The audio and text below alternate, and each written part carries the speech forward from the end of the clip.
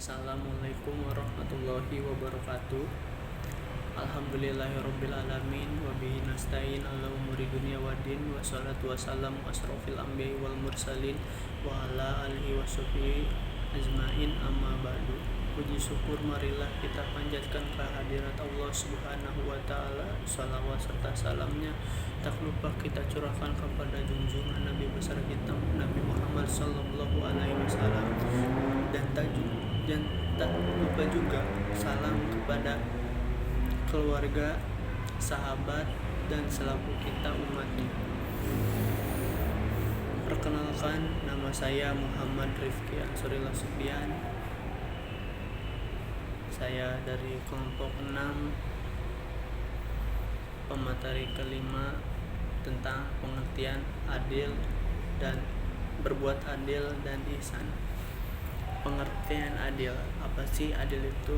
Adil adalah kebaikan dibalas dengan kebaikan. Hal ini bukan mencakup keadilan saja. Jadi keadilan itu bukan mencakup kebaikan, mencakup hal memenuhi segala hak dan kewajiban. Nah, adil itu memenuhi segala hak dan kewajiban seperti bergotong royong, membantu sesama teman ketika ada musibah, membantu sesama orang ketika ia membutuhkan kita, dan membantu kepada yang lebih membutuhkan. Karena semua itu dapat digolongkan membalas kebaikan dan kebaikan. Di sini ada kalimat karena semua itu dapat digolongkan membalas kebaikan dengan kebaikan, yaitu kita kalau memberikan kebaikan kepada orang lain, maka kita akan juga dibalas kebaikan oleh orang lain atau oleh Allah Subhanahu wa taala. Kata adil sering diartikan sebagai sikap moderat, objektif terhadap orang lain dalam memberikan hukum. Di sini kata adil itu, menurut orang-orang, adil itu suatu pemberian untuk orang yang mempunyai masalah dalam hukum. Sering diartikan pula dengan persamaan dan keseimbangan dalam memberikan hak orang lain. Jadi orang lain pun juga ada haknya terhadap keadilan yang diberikan kepada orang itu, tanpa adanya dilebih-lebihkan atau dikurang-kurangi atau ditutup-tutupi, seperti yang dijelaskan dalam Al-Quran surat An-Nahl ayat 90.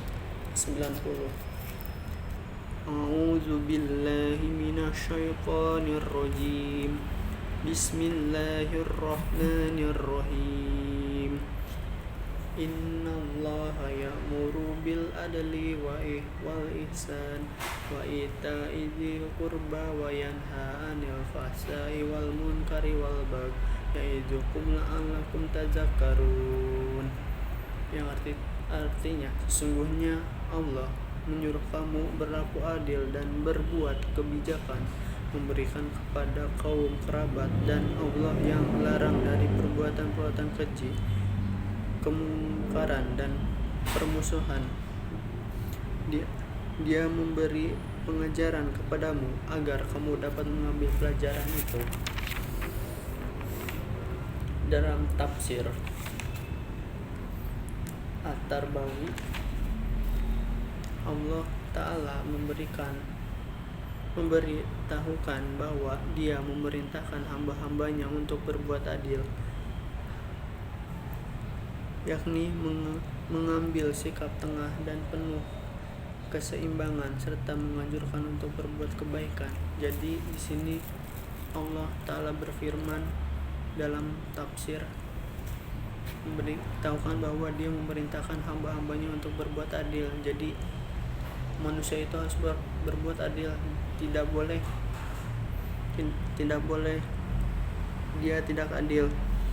Ini mengambil sikap tengah dan penuh keseimbangan. Jadi manusia harus mengambil sikap pertengahan, tidak boleh ke atas, tidak boleh ke bawah, serta menganjurkan menganjurkan untuk berbuat kebaikan kepada sesama yang lainnya. Yang berikutnya, ihsan.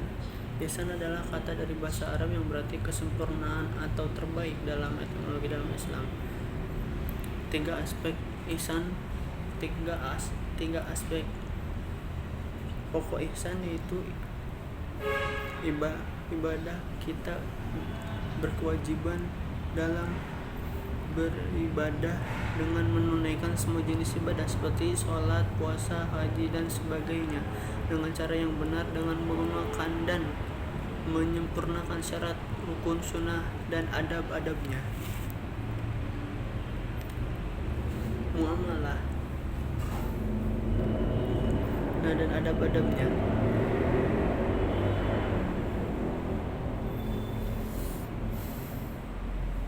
Ihsan dan akhlak. Ihsan dalam akhlak sesungguhnya merupakan buah dari ibadah muamalah. Seorang akan mencapai tingkat ihsan jika dalam akhlaknya apabila ia telah melakukan ibadah seperti yang menjadi harapan Rasul. Jika ingin melihat hasil ihsan pada diri seorang diperoleh dari hasil ibadahnya, yaitu ciri-ciri sikap ihsan: mentaati perintah Allah, senantiasa amanah, jujur, dan menepati janji, merasakan nikmat dan haus ibadah.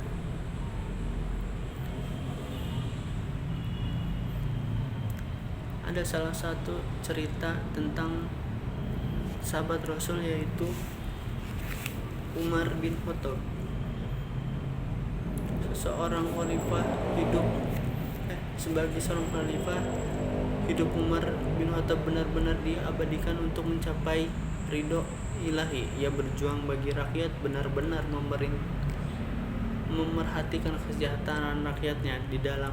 Di malam hari dia sering melakukan investigasi untuk mengetahui bagaimana keadaan rakyat jelata yang sebenarnya. Pada suatu malam, sang khalifah menemukan sebuah gubuk kecil yang dari dalamnya nyaring terdengar suara tangis anak-anak. Khalifah Umar mendekat dan memerhatikan dengan seksama sambil memikirkan dan melamun.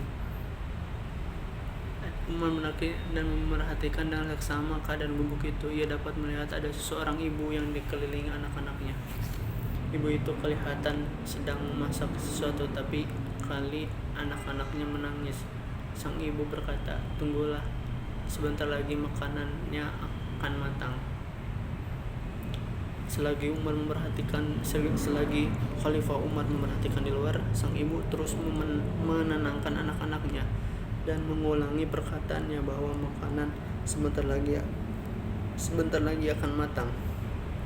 Umar menjadi penasaran. Setelah memberi salam dan meminta izin, dia masuk ke gubuk itu dan bertanya kepada sang ibu. Ujar Khalifah, "Mengapa anak-anak ibu tak berhenti menangis?" "Itu karena mereka sangat lapar," jawab si ibu tersebut. "Mengapa ibu tidak berikan makanan yang sedang ibu masak sedari tadi itu?" "Tidak ada makanan. Periuk yang sedari tadi saya masak hanya berisi batu untuk mendiamkan anak-anak. Biarlah mereka berpikir bahwa periuk itu berisi makanan." Mereka berhenti menangis karena kelelahan dan tertidur. "Apakah ibu sering berbuat begini?" tanya Khalifah Umar ingin tahu. "Ya, saya sudah tidak memiliki keluarga ataupun suami. Tempat saya bergantung saya sebatang kara," jawab si ibu datar, berusaha menyembunyikan kepedihan hidupnya. Mengapa ibu tidak meminta pertolongan kepada Khalifah sehingga beliau dapat menolong ibu beserta anak-anak ibu dengan memberikan uang dari Baitul Mal? Itu akan sangat membantu kehidupan ibu dan anak-anak. Nasihat Khalifah. "Khalifah telah berbuat zalim kepada saya," jawab si ibu. "Bagaimana Khalifah bisa berbuat zalim kepada ibu?" Sang Khalifah Umar ingin tahu. "Saya sangat menyesalkan pemerintahannya. Seharusnya ia melihat kondisi rakyatnya dalam kehidupan nyata. Siapa tahu ada banyak orang yang senasib dengan saya. Pesan moral di sini, kita sebagai pemimpin